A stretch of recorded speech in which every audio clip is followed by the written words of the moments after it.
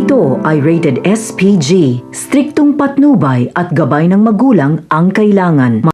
Isang mapagpalang araw, kapamilya, matapos ang ginawang tulong ni Ramon para madugtungan ang buhay ni Tanggol kung saan nag-donate siya ng dugo. Mapapatawad pa kaya siya nito sa oras na magkamalay ito? At magagawa niya kayang tuluyang mapaslang si David sa harap mismo ni Marites? Yan ang ating aalamin sa dulo ng bidyong ito.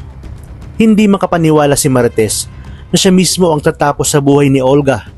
Sunod-sunod ang mga pinagdaanan ni Marites kung saan nakailang beses nang nalagay sa alanganin ang kanyang buhay. Una, ang pagtatangka sa kanya ni Lena at ginawang pang-hostage ni Olga. Labis ang kanyang pagsisisi dahil sa laki ng kasalanan niya kay Tanggol. Buong pag-aakala niya kasi na talagang tuluyan ang naging masama si Tanggol dahil sa pagsama nito kay Ramon. Yung pala ay mas naging komplikado pa para sa kanya ang lahat at maraming tanong ang naglalaro sa kanyang isipan patungkol sa sinabi sa kanya ni Ramon na kasakasama na nito ang kanilang anak na si Tanggol. Bago nga nito mabaril si Olga ay makikita niya sa mukha ni Tanggol ang pagkagulat ng sinabi ni Olga na hindi nito tunay na ama si Rigor. Ibig sabihin, nagsisinungaling si Ramon o totoo ngang hindi si Tanggol ang kinakasama nito. Ang tanging paraan lang ay pag nagkita na muli sila ni Ramon. Ngunit tila malabo itong mangyari dahil malalaman na din ni Rigor ang nangyari sa ospital. Muling ibabaling ni Rigor ang sisi kay Tanggol na ito ang dahilan at punot dulo at pasimula ng kamalasan at nangyayaring trahedya sa kanilang pamilya. Hindi naman malalaman ni Rigor na naroon si Ramon dahil naunaan siya ni Ramon na makita at dahil sa pakiusap ni Marites ay nagawa ni Ramon na makatago. Ngunit hindi siya makakapayag na hindi makausap si Tanggol dahil marami ring katanungan sa kanyang isipan at gulong-gulo siya.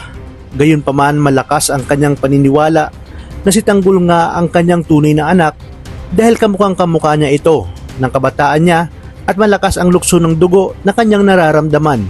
Habang nagtatago ay ikakagulat ni Ramon ang biglang pagdating ni David at narinig niya ang pag-uusap ni Rigor at David. Malinaw ang kanyang mga narinig nang tinawag ni Rigor na David ang nagpakilala sa kanyang Tanggol. Kaya dito magliliyab siya sa galit dahil sigurado na siya na impostor ang ipinakilala sa kanyang anak ni Olga.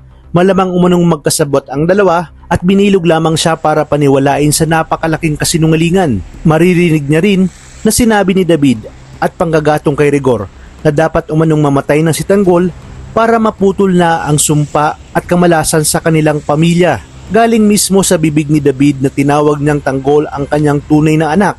Kaya naman sinabi ni Ramon sa kanyang sarili na patawarin siya ni Marites dahil hindi siya makakapayag na mabuhay pa si David at siya mismo umano ang tatapos sa demonyong ito.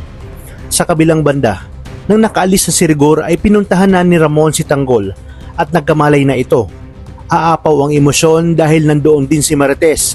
Sabay silang hihingi ng tawad kay Tanggol. Ngunit mapapansin sa mata ni Tanggol ang mga luha na tila ba punong-puno ng puot at sama ng loob sa kanyang mga magulang. Dito na sinabi ni Tanggol na buong buhay niya pinasan niya ang krus ng Kalbaryo kay Rigor at hinayaan lang ito ng kanyang nanay Tess na pinaniwala umano siya na si Rigor ang kanyang tunay na ama. At hindi niya rin lubos maisip na si Ramon Montenegro pala ang kanyang tunay na ama.